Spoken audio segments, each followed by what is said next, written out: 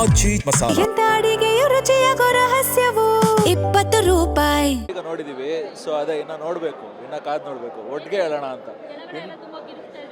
ಹೌದೌದೌದು, ಎಲ್ಲ ನಾವೇ ಬಾಯ್ಸ್ ಎಲ್ಲ ಸೇರ್ಕೊಂಡು ಗಿರಿಸ್ತಾ ಇದ್ವಿ. ಸೊ ಇಲ್ಲಿವರೆಗೂ ಮೂವಿ ಚೆನ್ನಾಗಿದೆ, ಅಲ್ಟಿಮೇಟ್ ಆಗಿದೆ, ಸೂಪರ್ ಆಗಿದೆ. ಇನ್ನು ನಮ್ಮ ಫ್ರೆಂಡ್ಸ್ ಇರ್ತೀವಿ.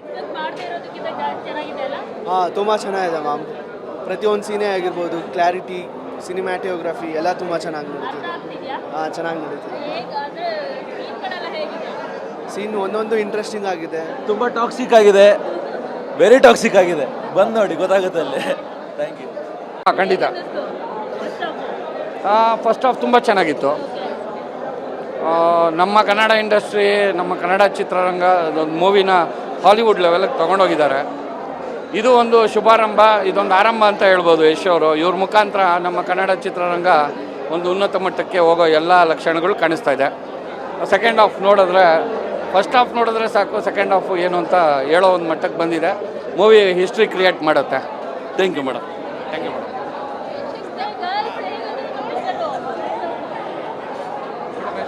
ಹೆಣ್ಮಕ್ಳಿಗೆ ಅಂದ ಇದ್ರೇನೆ ಚಂದ, ಅದನ್ನೇ ಆಯ್ದ ಮಾಡ್ಕೊಂಡ್ರೆ ಹೆಂಗೆ ಕಂದ.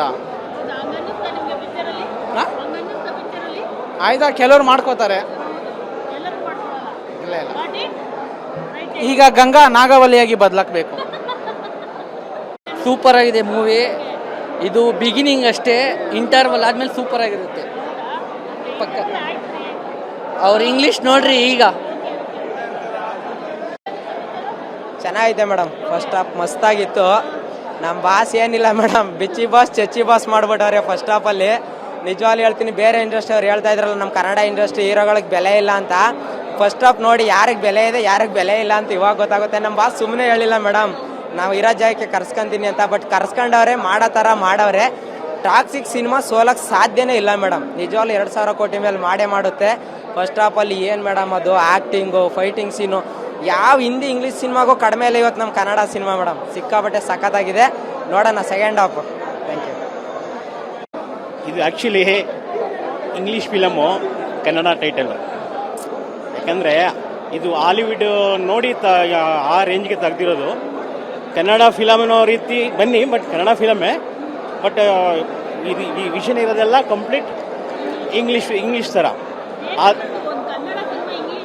ನಾನು ₹2 ಟಿಕೆಟ್ ಕೊಟ್ಟು ಟೆಂಟಲ್ಲಿ ನೆಲದಲ್ಲಿ ಕೂತ್ಕೊಂಡು ಸಿನಿಮಾ ನೋಡ್ಕೊಂಡು ಬಂದಿದ್ದೀನಿ.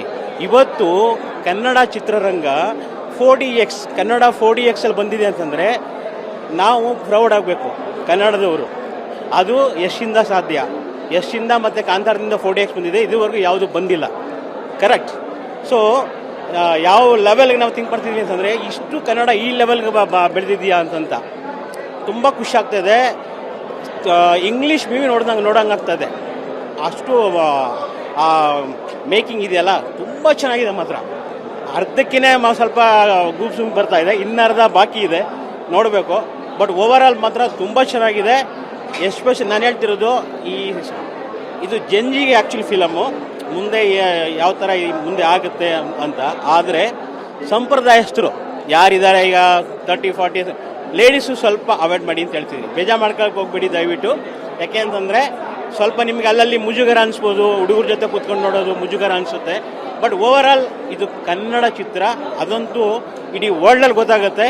ಅಷ್ಟು ನೀಟಾಗಿ ತುಂಬ ಚೆನ್ನಾಗಿದೆ ಫಿಲಮ್. Thanks to Yash.